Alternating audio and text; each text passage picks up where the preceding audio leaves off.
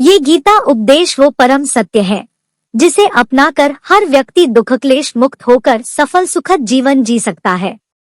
इस लेख में गीता की 15 ऐसी बातें बताई गई हैं जिसके ज्ञान की जरूरत हर व्यक्ति को पड़ती है। मनुष्य का संघर्ष जितना बाहरी होता है उतना ही आंतरिक भी चलता रहता है। सोच और कर्म का संतुलन ही सफल जीवन का मंत्र है। सही गलत और उचित निर्णय की दुविधा में फंसे व्यक्ति को गीता के इन उपदेश से मानसिक संबल और धैर्य मिलता है। 1. विश्वास की ताकत। तुम अपने विश्वासों की उपज हो। तुम जिस चीज में विश्वास करते हो तुम वही बन जाते हो। जो स्वयं पर विश्वास करते हुए लक्ष्य की ओर बढ़ते रहते हैं उन्हें सफलता जरूर मिलती है। अगर व्यक्ति अपने लक्ष्य के लिए कर्म में पूरे मन से लग जाता है और उसे कर्म करने से खुशी मिलती है तो सफलता उससे दूर नहीं। 2. मृत्यु से भय व्यर्थ है। हर व्यक्ति के मन में मृत्यु का भय होता है। इस संसार का जब से निर्माण हुआ है तब से जन्म मृत्यु का चक्र चलता आ रहा है। यह प्रकृति का नियम है। इस सत्य को स्वीकार करके भयमुक्त होकर आज में जीना चाहिए। किसी को भी आने वाले पल के बारे में कुछ नहीं पता होता, लेकिन इस संशय में भयभीत रहने से जीवन नहीं जिया जा सकता। 3. कर्म सबसे ऊपर आता है। श्री कृष्ण अर्जुन से कहते हैं कि व्यक्ति कर्म करने के लिए ही पैदा हुआ है और बिना कर्म किए कोई रह नहीं सकता। फल की चिंता करना व्यर्थ है क्योंकि इससे मनुष्य का मन काम से भटकने लगता है। किसी कर्म से सफलता नहीं मिलती तो क्या हुआ, असफलता भी ज्ञान के द्वार खोलती है। अगर बिना फल की चिंता किए कर्म करते रहोगे तो सफलता और मन की शांति जीवन भर तुम्हारा साथ नहीं छोड़ेगी। जो कर्मफल से विरक्त होकर कर्म करता जाता है उसका आध्यात्मिक ज्ञान बढ़ता जाता है। 4. हमेशा स्वार्थी होना गलत है।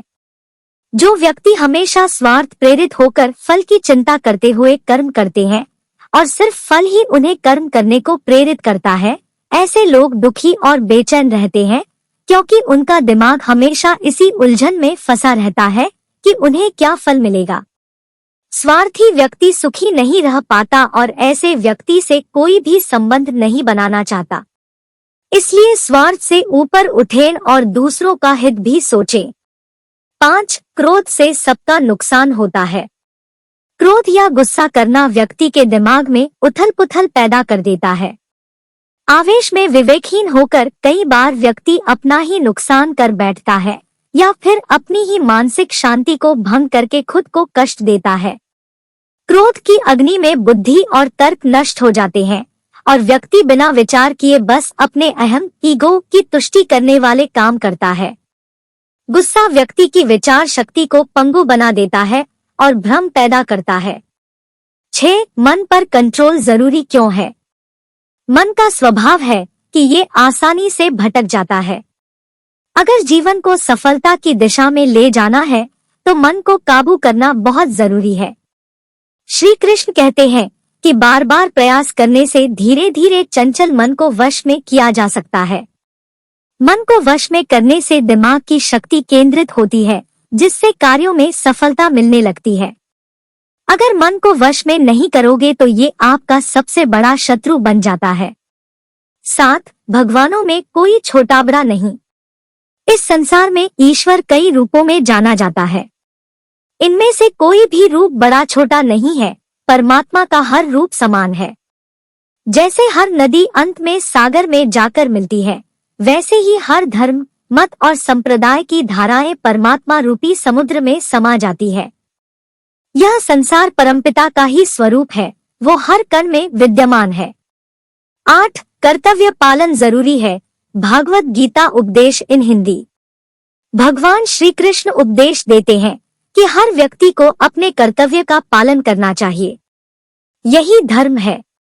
अगर अपने कर्तव्य का पालन नहीं किया जाता है तो मन में अशांति और दुख प्राप्त होता है। अपनी पसंद नापसंद मोहबैर को किनारे रखकर अपना कर्तव्य करो। किसी अन्य व्यक्ति का कर्म आपको कितना भी आकर्षित करे, उसके प्रलोभन में ना आए। कष्ट में रहते हुए भी अपना कर्म करना दूसरे की नकल करने से श्रेष्ठ है। अपने कर्म और कर्तव्य का पालन ही जीवन का सही मार्ग है, क्योंकि कर्म करना अकर्मण्यता से हमेशा बेहतर है। कर्तव्य में दोष देखकर पीछे न हटें, क्योंकि हर कर्म में कोई न कोई छोटा बड़ा दोष हो सकता है, जैसे अग्नि के साथ धुआं भी होता है। सदैव कर्म करो, कर्म करने से पहले विचार करो, लेकिन बहुत ज्यादा विश्लेषण मत करो। अधिक विश्लेषण संशय और अकर्मण्यता पैदा करता है। 9. ध्यान करने से परमात्मा को अनुभव किया जा सकता है। श्री कृष्ण कहते हैं कि शारीरिक कर्म से ज्ञान का मार्ग उच्च है और ज्ञान मार्ग से भी ऊपर ध्यान मार्ग है। ध्यान मार्ग पर बढ़ने से ईश्वर को अनुभव किया जा सकता है। जो व्यक्ति मन और इंद्रियों को शांत करके पूर्ण विश्वास से अपना ध्यान भगवान में लगाता है, उसे ईश्वर का ज्ञान और अस्तित्व अवश्य अनुभव होता है। जो हर जगह हर जीवमनुष्य में ईश्वर को देखता है, सबके हित में लगा रहता है, उस पर परमपिता अवश्य कृपा करते हैं।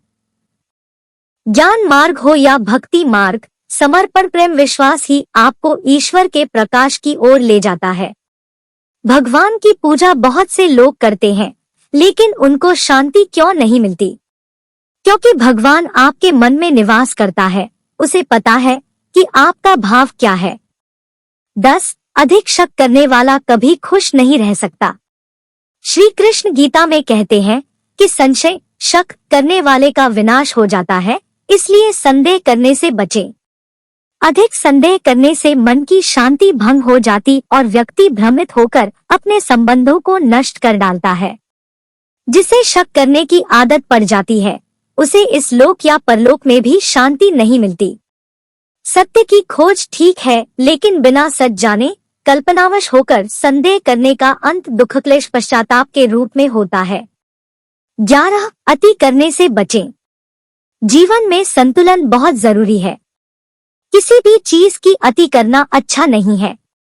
जैसे सुख आने पर प्रमाद करना और दुख आने पर निराशा में डूबे रहना, दोनों ही गलत है।